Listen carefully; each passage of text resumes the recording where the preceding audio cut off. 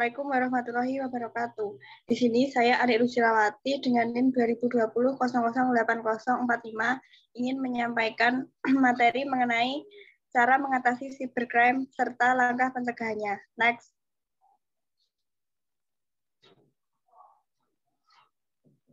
Sebelum masuk ke topik pembicaraan tadi, di sini saya akan menjelaskan apa sih itu cybercrime.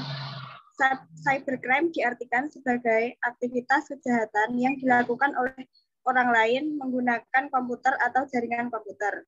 Terdapat banyak pola dan cara yang dilakukan oleh para pelaku cybercrime untuk melakukan kejahatan dunia maya. Meski begitu, terdapat pula banyak pola dan langkah yang dapat kita gunakan untuk mencegah kejadian tersebut. Next.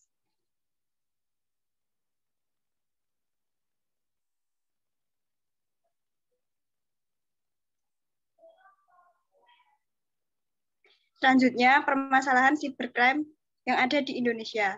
Di Indonesia sendiri terdapat beberapa masalah cybercrime yang seringkali terjadi dan grafiknya selalu meningkat setiap tahunnya. Berikut ini beberapa masalah cybercrime yang sering terjadi di Indonesia, yaitu yang pertama, pencurian dan penggunaan akun internet orang lain. Dibandingkan pencurian lain dalam bentuk fisik, kasus kehilangan akun data biasanya melibatkan hacker yang melakukan pencurian informasi akun orang lain dan melakukan penyalahgunaan data tersebut tanpa sepengetahuan dan seizin si pemilik akun yang asli. Yang kedua ada pembajakan situs web. Pembajakan situs web adalah salah satu dari kejahatan dunia maya atau yang sering disebut dengan cybercrime. Di tahun 2020 lalu pernah terjadi pembajakan website salah satu situs provider terkemuka di Indonesia yang dilakukan oleh seorang hacker yang berada protes dengan mengubah tampilan berandanya. Selanjutnya, probing dan port scanning. Dalam melakukan pencurian data atau pembajakan, biasanya seorang hacker akan melakukan pengintaian terlebih dahulu dengan cara mengidentifikasi server dan sistem keamanan yang sedang digunakan. Hal ini sama seperti seorang pencuri yang sebelum melakukan aksinya akan melakukan pengintaian terlebih dahulu, seperti merek pintu atau jendela yang digunakan dan beberapa kebiasaan lain dari si pemilik rumah. Biasanya, cybercrime yang menggunakan probing atau port scanning ini akan mengganggu keamanan si pemilik rumah. Selanjutnya, virus dan denial of service atau DOS. Kejadian cybercrime selanjutnya adalah penyebaran virus yang dilakukan oleh orang yang tidak bertanggung jawab yang disisipkan melalui data atau file yang akhirnya membuat perangkat Anda lambat. Bahkan beberapa virus juga dibuat untuk memberikan ancaman kepada pihak yang dirugikan untuk membayar sejumlah uang agar data-data penting yang mereka miliki tidak hilang. Denial of service atau DOS. Di antara banyak serangan hacker yang dilakukan, jenis serangan DOS adalah yang paling dihindari oleh para teknisi IT, karena serangan ini bertujuan untuk melumpuhkan website sehingga website tersebut tidak dapat diakses oleh siapapun. Biasanya, cybercrime jenis ini banyak terjadi pada industri finansial atau keuangan. Next.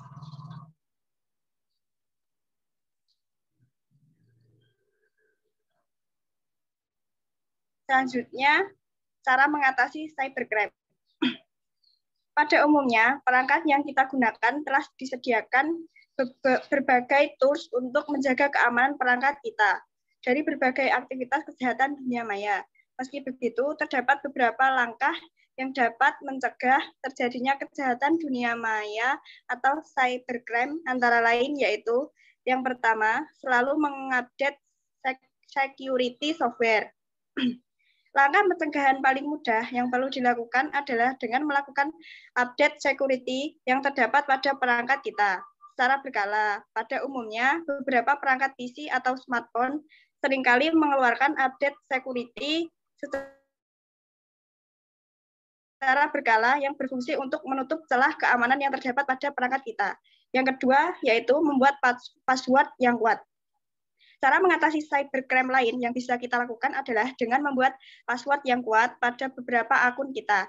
sangat direkomendasikan untuk menggunakan campuran antara karakter dengan angka agar kata sandi akun kita menjadi lebih kuat. Yang ketiga, menginstal software antivirus. Cara pencegahan lain yang bisa kita lakukan agar terhindar dari cybercrime adalah dengan menginstal software antivirus.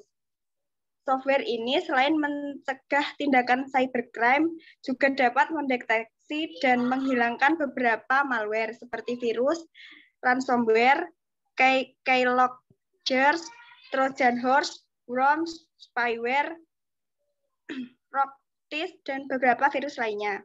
Yang keempat yaitu dengan melakukan backup data. Agar seluruh data tetap aman meskipun perangkat kita terkena virus, sebaiknya kita mempunyai backup dari seluruh dokumen-dokumen yang penting. Hal ini bertujuan untuk menyelamatkan data-data kita jika suatu hari perangkat kita terkena cybercrime dari orang-orang yang tidak bertanggung jawab. Menggunakan jasa konsultan keamanan. Untuk menjaga keamanan dan privasi kita secara keseluruhan, kita dapat menggunakan jasa konsultan keamanan agar bisnis kita tetap aman dari aktivitas cybercrime. Salah satu jasa konsultan keamanan IT profesional yang bisa kita gunakan adalah PT LogiQ Digital Indonesia. Untuk informasi lengkapnya, silakan berkunjung ke website LogiQ Digital Indonesia. Selanjutnya yaitu menggunakan fitur keamanan website atau SSL atau HTTPS. Jika bisnis Anda menggunakan media website sebagai promosi dan penyampaian data-data penting lainnya, sebaiknya menggunakan fitur keamanan website yang telah disediakan oleh Google, seperti layanan SSL atau HTTPS. Next.